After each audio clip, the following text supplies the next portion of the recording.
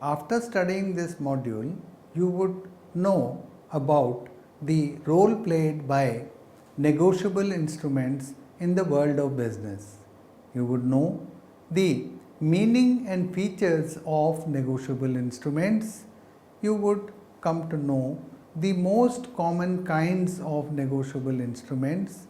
You would understand the detailed features of promissory notes, bills of exchange, and checks.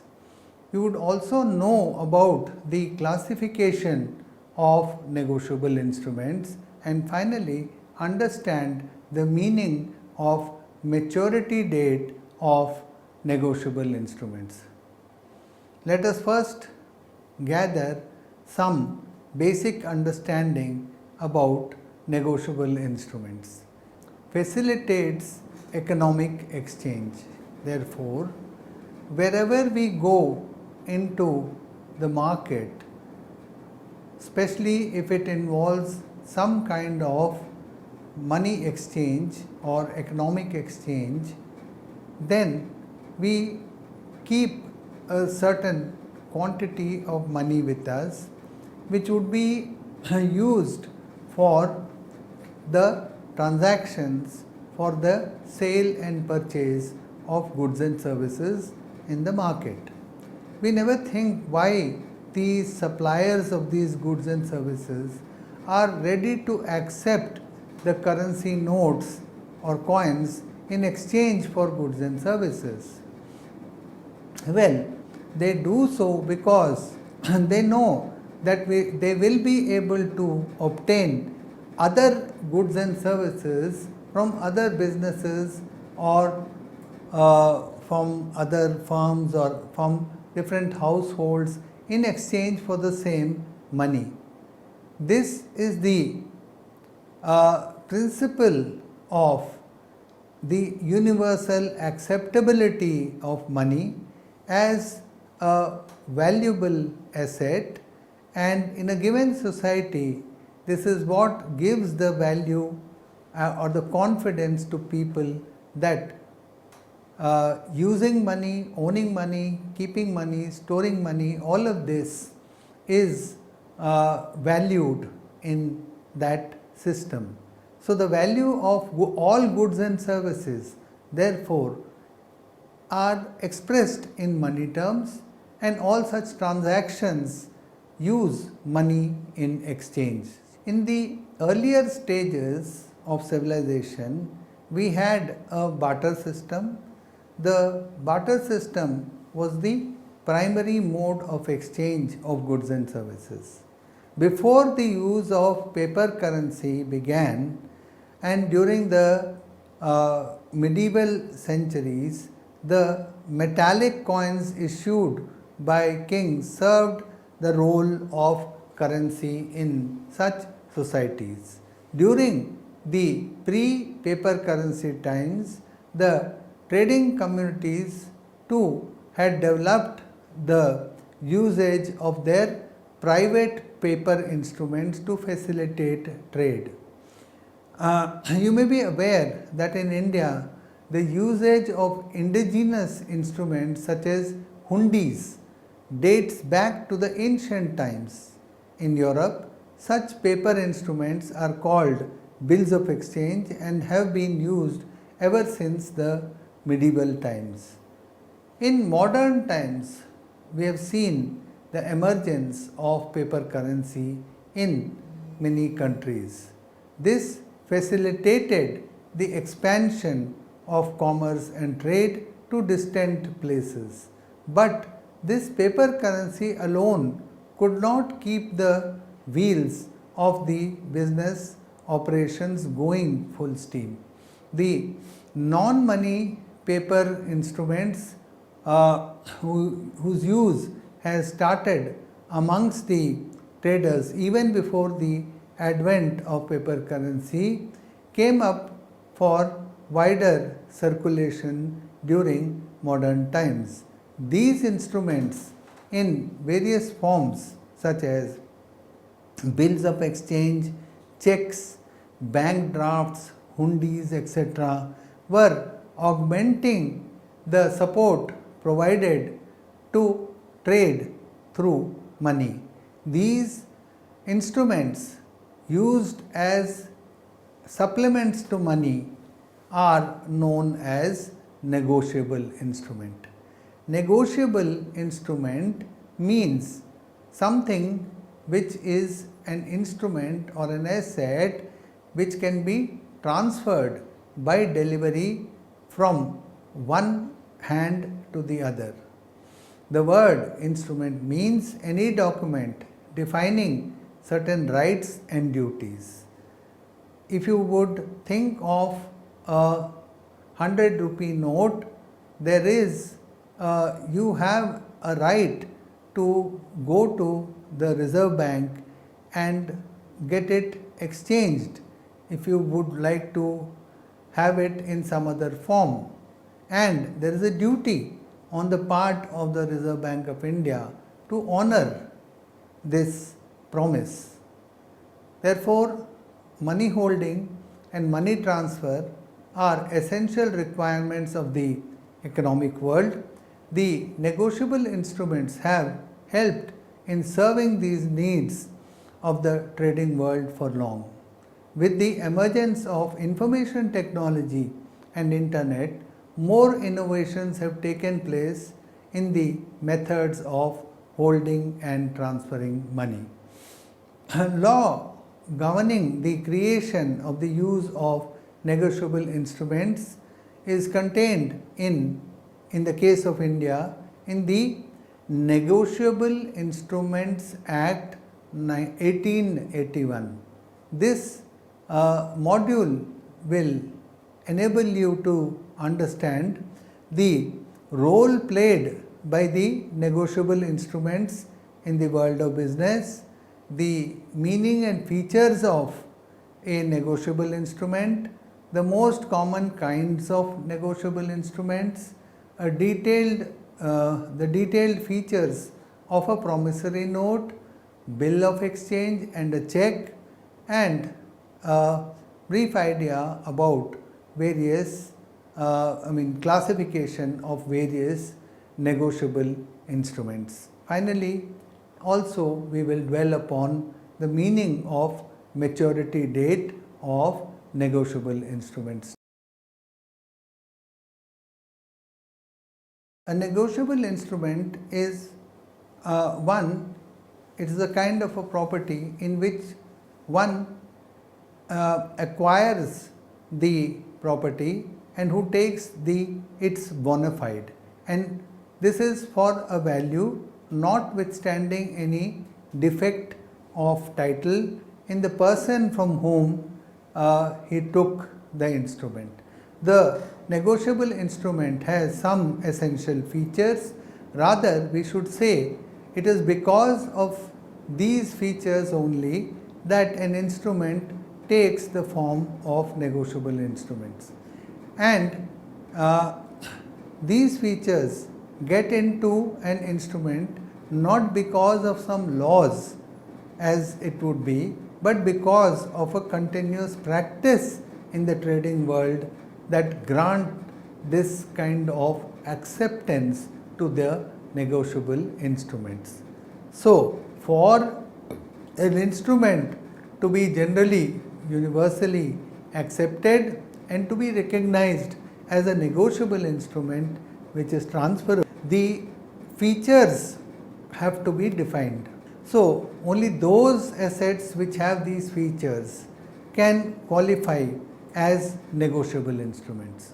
A negotiable instrument is in writing and it is signed by a maker. It carries a monetary value. It contains an unconditional promise or order to pay some money. It is about the fixed amount of money only. It is easily transferable from one person to another, and this can be done repeatedly. The transferee of a properly made and acquired negotiable instrument has the right to recover the amount mentioned in the instrument in his own name. and the transferee of a negotiable instrument acquires a title over the instrument which can be superior to the title of the transferor, which may be defective in certain circumstances. Now let us discuss different kinds of negotiable instruments. Promissory notes.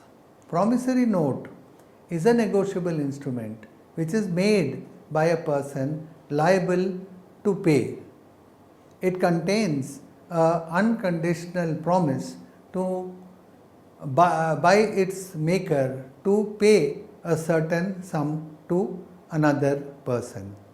A bill of exchange is a negotiable instrument which is drawn by the person entitled to receive the payment. It contains an unconditional order directing a certain person to pay a certain sum of money to the bearer of the instrument or a specified person thereof. A check is a negotiable instrument containing an unconditional order to a specified banker to pay a certain sum of money to the bearer of the instrument or to a specified person. And then we have other types of negotiable instruments.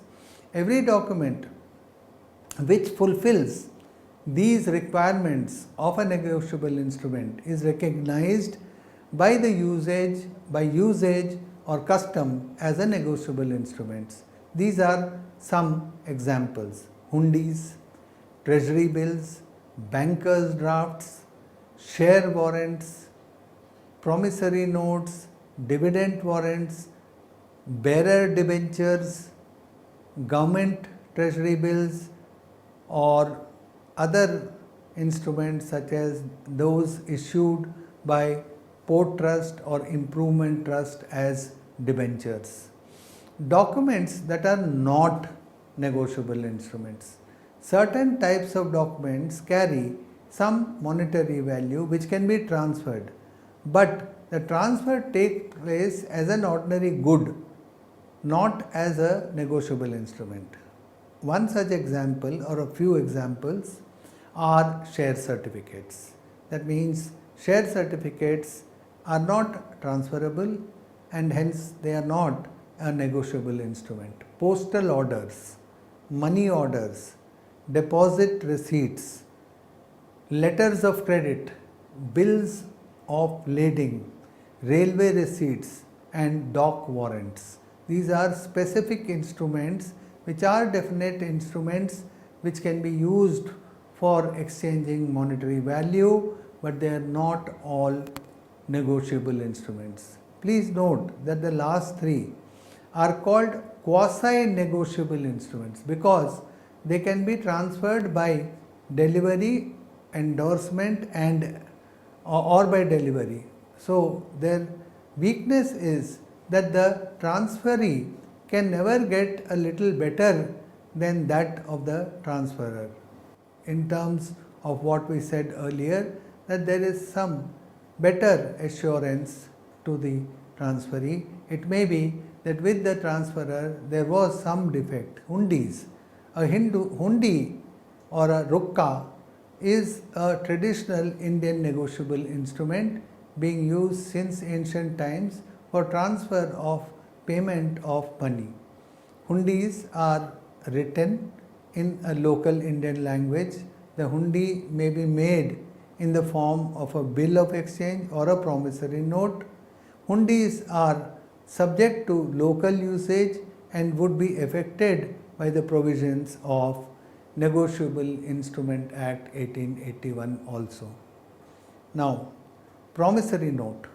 A promissory note is made by a person liable to pay an amount. Through this instrument, a promise is made in writing by a person who has to pay a certain sum of money to a specified person. The definition. According to section 4, a promissory note is an instrument in writing not being a bank note or a currency note containing an unconditional undertaking signed by the maker to pay a certain sum only to or to the order of a certain person or to the bearer of the instrument. Who are the parties? Parties to a promissory note are the maker and the payee. The maker is the person who makes the promissory note and promises to pay the money stated therein. The payee is the person to whom the amount mentioned in the promissory note is payable, that is, to whom the promise to pay is made.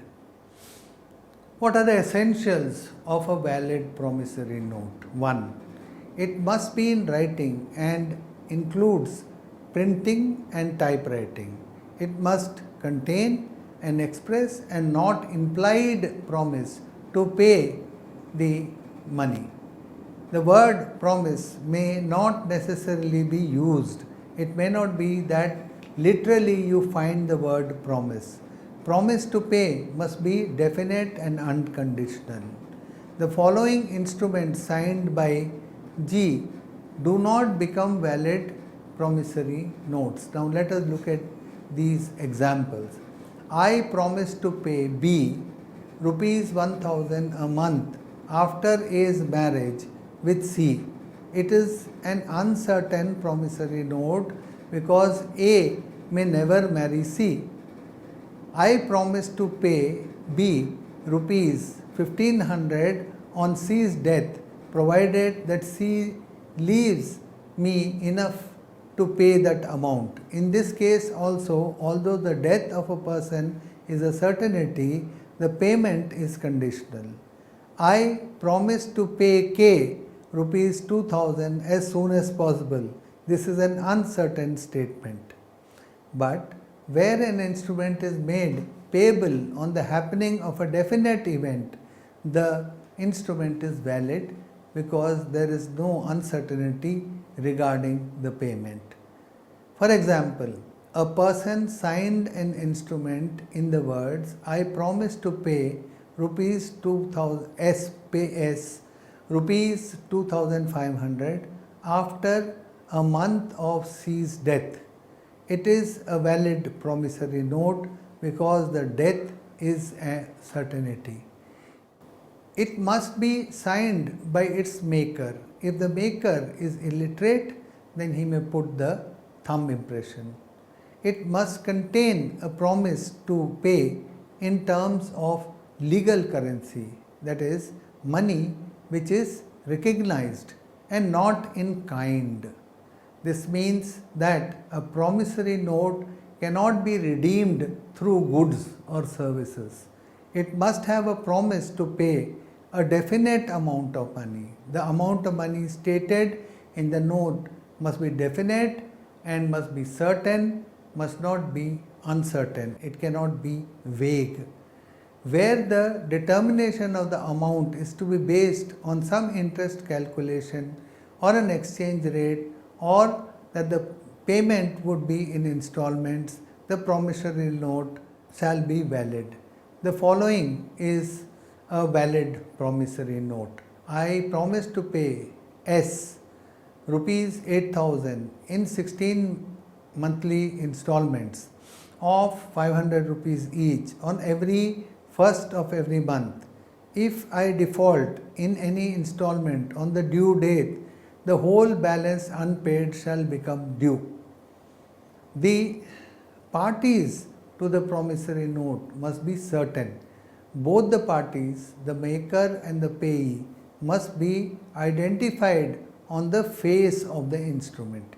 However, the parties may describe by name or by designation, that is, manager of a bank, the managing director of a company. So, it could be an entity or a designation and not necessarily the name of the manager.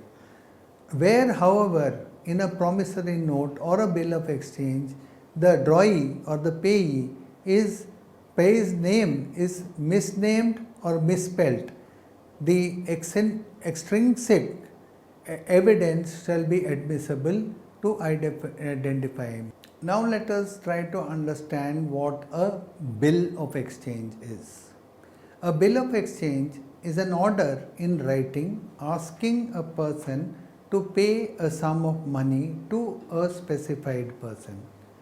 The definition under section 5 is as follows.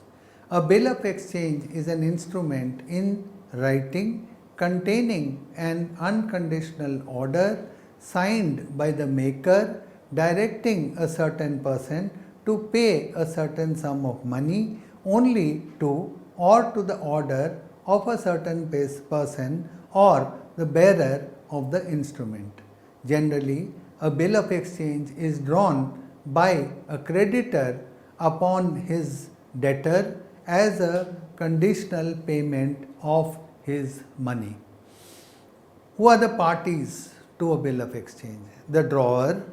It is the person who draws the bill of exchange. He is the maker of the bill of exchange. The drawee is the person on whom the bill is drawn. The person who is ordered to pay the amount of the bill of exchange.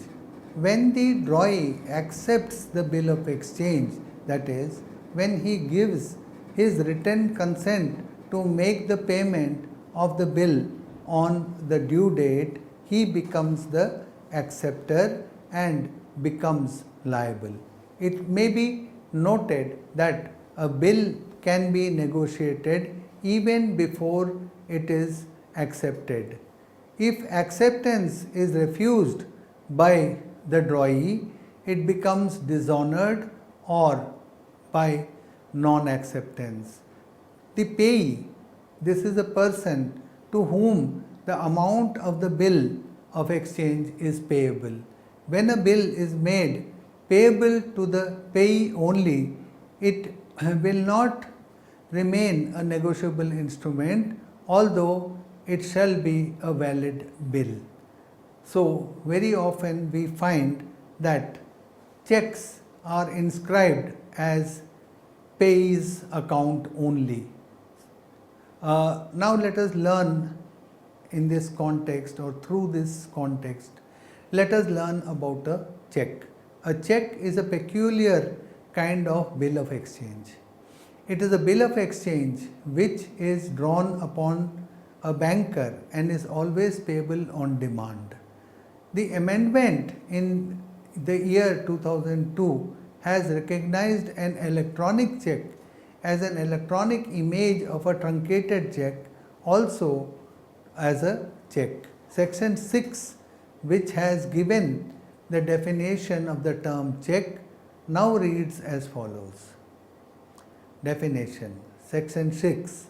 A check is a bill of exchange drawn on a specified banker and not expressed to be payable otherwise than on demand, and it includes the electronic image of a truncated check and a check in the electronic form. The explanation. A check in electronic form means that a check which contains an exact mirror image of the paper check and is generated, written and signed on a secure system ensuring the minimum safety standards with the use of digital signatures, with or without biometric signatures, and an asymmetric crypto system, which is a system of ensuring the safety and the security of the check. A truncated check means a check which is truncated during the course of a clearing cycle, either by the clearing house or by the bank, whether by paying or receiving payment immediately on generation of an electronic image for transmission, substituting the further physical movement of the check in writing. A check is a bill of exchange and has following two additional features. A check is always drawn on a specified bank, and a check is always payable on demand. Who are the parties to a check? A drawer, this is the person who draws the check, he is the maker of the check. A drawee, this is the person on whom the check is drawn and who is directed to pay the amount. A payee is a person to whom the amount mentioned in the check is made. In many cases, the drawer and the payee may be the same, where, that is, for example, where the person draws a check to pay oneself, pay to self. Essentials of a valid check.